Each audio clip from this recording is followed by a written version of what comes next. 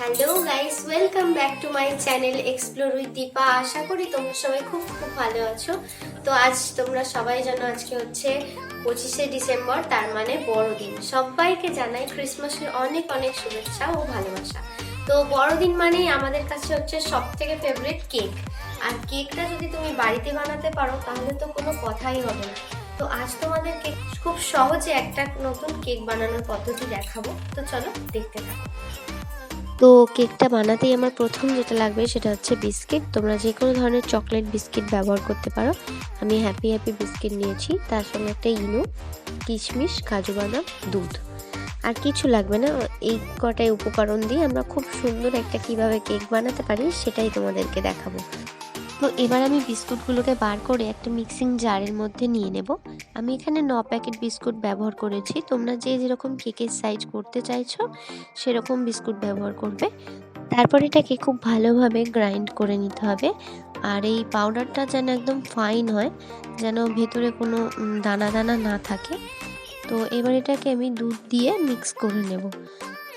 তো দুধটা যে আমি নিয়েছিলাম, দুধটা কিন্তু একদমই রুম টেম্পারেচারের, কোনো গরমও নয়, খুব একটা ঠান্ডাও নয়। তো এটাকে খুব ভালোভাবে মিক্স করে যেতে হবে।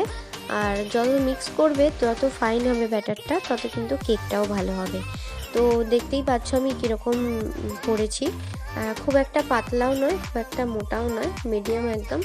তার মধ্যে আমি দেব 1 চামচ মতো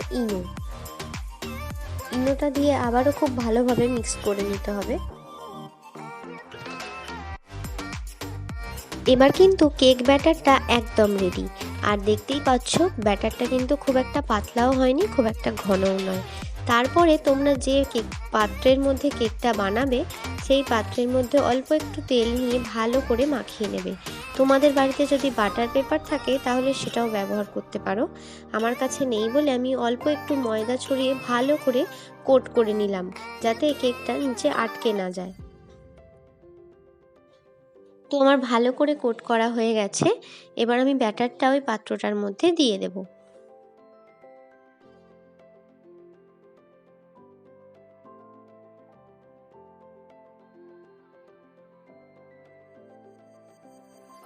তো এবার এই ব্যাটারটার মধ্যে আমি কাজু আর কিশমিশটা অ্যাড করে দেবো। তোমরা যে যেরকম ড্রাই ফ্রুটস পছন্দ করো দিতে পারো। যে ড্রাই ফ্রুটসই দাও না কেন সেই ফ্রুটসগুলোর মধ্যে অবশ্যই একটু ময়দা কোট করে নেবে, যাতে সেটা তলায় না চলে যায়। তো এবার দেখো আমার কাজু আর কিশমিশগুলো সব দেয়া হয়ে গেছে। এবার এটাকে কড়ার মধ্যে দেওয়ার পালা। তো কড়াটার মধ্যে একটা নর্মাল ঝিক বসিয়ে নেবে, যাতে ডাইরেক্ট তাতটা ওই পাত্রটার মধ্যে না লাগে। কড়াটা আগে প্রথমে প্রিহিট করে নেবে 2 মিনিট মতো। তারপর ওই স্ট্যান্ডটা দিয়ে তার উপর এটা বসিয়ে খুব ভালোভাবে একটা ঢাকনা দিয়ে দিতে হবে, ভেতরের গরম ভাবটা যাতে বেরিয়ে না যায়। ঢাকনাটা দেওয়ার পরে গ্যাসটাকে একদম কমিয়ে দিতে হবে। আর এটাকে 25 থেকে 30 মিনিট পর্যন্ত হতে দিতে হবে।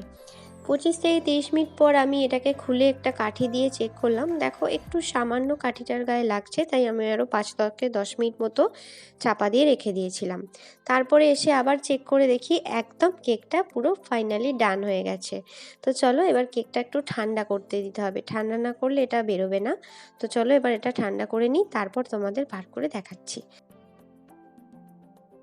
এটা কিন্তু ওপর থেকেও খুব সফট হয়েছিল। তারপর ছুরি করে সাইডগুলো একটু চেঁচে নিয়ে একটা থালার ওপর উল্টে দিলেই এটা খুব ইজিলি বেরিয়ে চলে আসবে। আমি কিন্তু খুব এক্সাইটেড ছিলাম যে এটা বেরিয়ে আসবে কিনা ঠিকঠাক, প্রথমবার যেহেতু ট্রাই করছি।